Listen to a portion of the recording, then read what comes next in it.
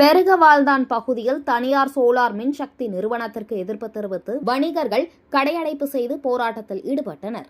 திருவாரூர் மாவட்டம் பெருகவாழ்தான் பகுதியில் தனியார் சோலார் மின்சக்தி நிறுவனம் அமைப்பதற்கான பணிகள் தீவிரமாக நடைபெற்று வருகிறது.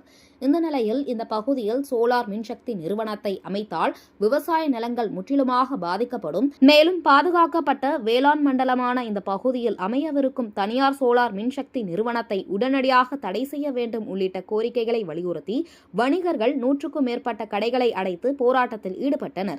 மேலும் முறையான அனுமதியின்றி பணிகளை தொடங்கியிருக்கும் தனியார் சோலார் மின்சக்தி நிறுவனத்தின் பணிகளை உடனடியாக தடுத்து நிறுத்த வேண்டும். பெரிய அளவிலான சோலார் மின்சக்தி திட்டத்தால் பல்லுயிர் சுழலகம் பாதிக்கப்படும். உள்ளூர் வெப்பநிலை உயர்ந்து மண் ஈரப்பதம் குறையும், நிலத்தடி நீர்மட்டம் பாதிக்கும், விவசாய உற்பத்தி குறையும்.